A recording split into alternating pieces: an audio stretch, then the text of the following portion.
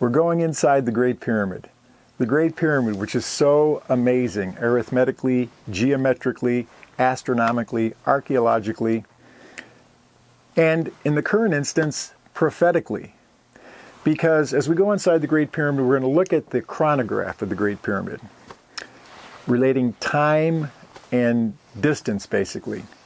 Now, of course, the theory of relativity does that. Jesus related time and distance when he said, "Which of you, by taking thought, can add 1 cubit to your own lifespan?" Well, a cubit's a system of measure, and your lifespan is an age. So Jesus linked the two together there. And the Great Pyramid does that too. It links together distance and time. So you can let the Great Pyramid sort of act as a prophetic chronograph.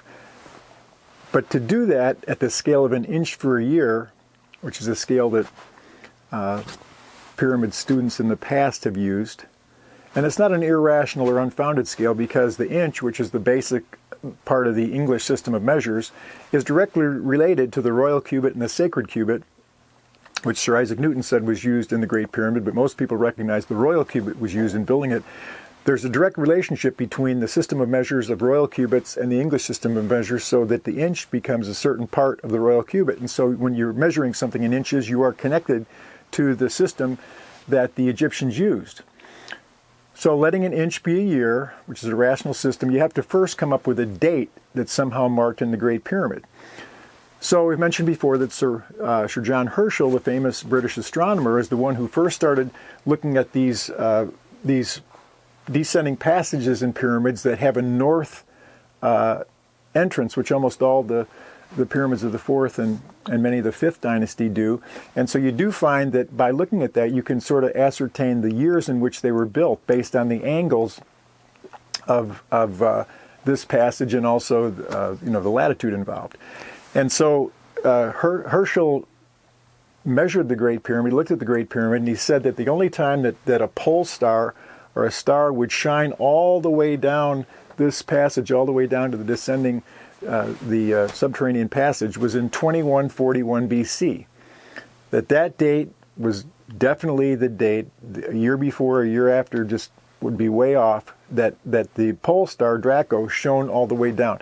So that date, and also there's a scored line inside the Great Pyramid. My team studied the scored line in October 6th of 2018 when we were inside the pyramid there. The scored lines are parallel to each other. They run perpendicular to the floor of the descending passage. They're almost halfway down, right about there. And so those point to the Pleiades, which are the set of 7 stars that are inside the constellation Taurus. So I think there's some special meaning to that, but that sets the date, so Adam Rutherford says, of the vernal equinox of 2141 BC, that's when the light of Draco shone down this passage and the scored lines pointed to the Pleiades. So now we have a date that's fixed inside the Great Pyramid's chronograph. So if you take an inch for a year, if you come down this way, the point here that would represent really the Exodus, you've got the downward course of the world, but then the law is given, the Jewish dispensation. There's some light into the darkness. So that's the idea behind calling this the Exodus date. That gives 1453 BC as the date here. Now, those of you that might know that there's a controversy about when you date the Exodus. Well, one of the schools of thought in terms of setting the time of the Exodus gives a date of about this date for the Exodus. So there's a group of historians that say that's about the time of the Exodus of the Jews from Egypt. Okay, so 1453. Well, there's 1,485 inches, pyramid inches, between here and the beginning of the Grand Gallery, and so that's about the number of years until the time of Christ. Between the Exodus and the birth of Jesus and his resurrection. So again, you have indicated in pyramid inches starting from a known year. We come to a very significant event in Judeo-Christian history and another very significant set of dates. So let's look at a close-up of this area right here right over here. Okay, so this is a close-up of the junction point of the first ascending passage and the Grand Gallery. And so if you extend the Queen's Chamber floor line to meet the first ascending passage, some researchers have called this the Christ triangle, because there are 30 inches to the point that if you take this point on the Queen's Chamber floor and take it as a circle with the radius over here, there's 30 inches to that point. So Jesus began his ministry when he was 30 years old. And then if you go straight up to where the Grand Gallery begins right here, there's 33 inches between the point where the Queen's Chamber floor hits the first ascending passage floor to where the Grand Gallery begins. So 33 years is how old Jesus was when he was crucified.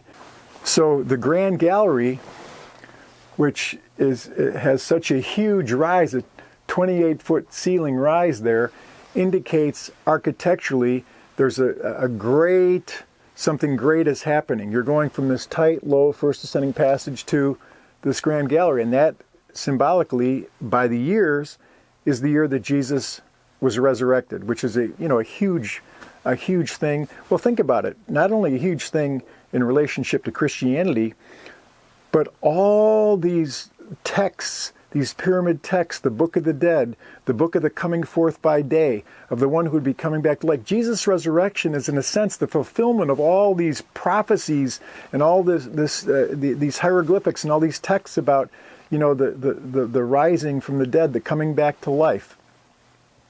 And so it's a huge point in really Egyptian theology and Christian theology, the idea of somebody, resurrecting, of finding their way back to,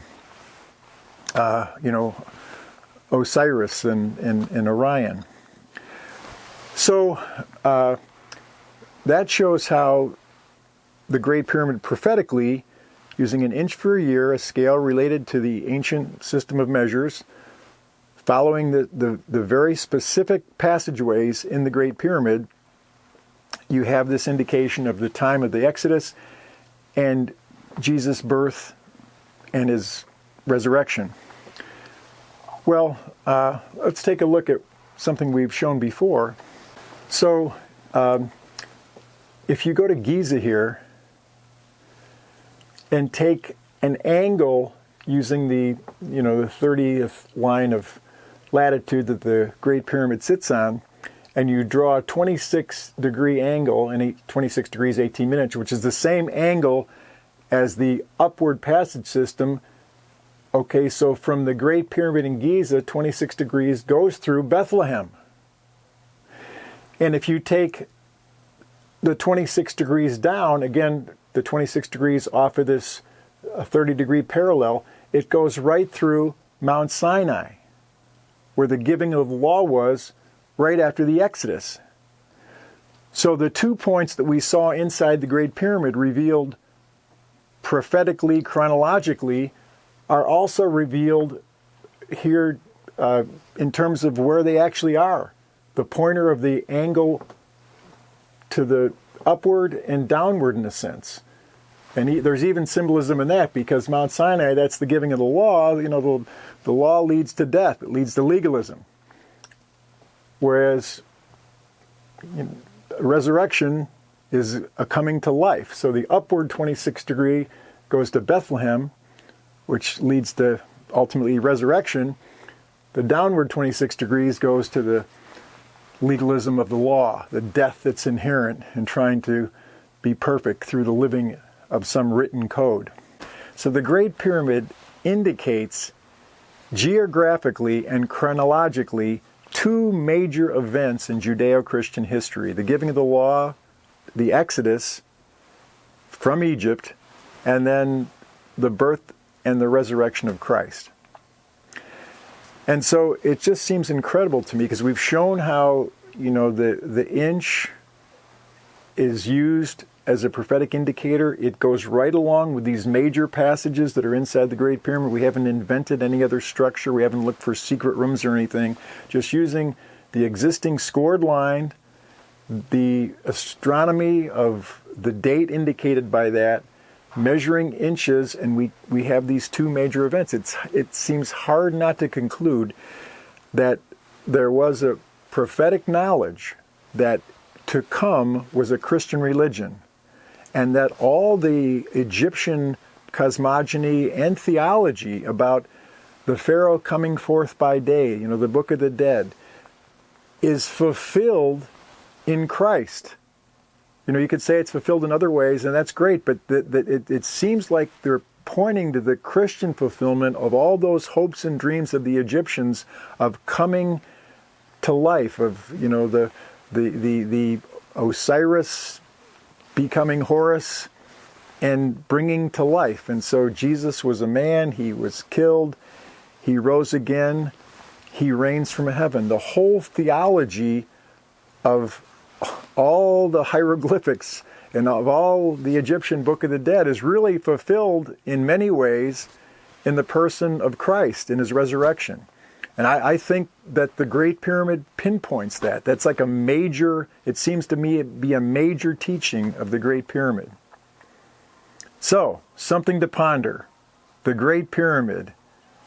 Geologic, geometric, astronomical, archaeological, prophetic wonder. Amazing.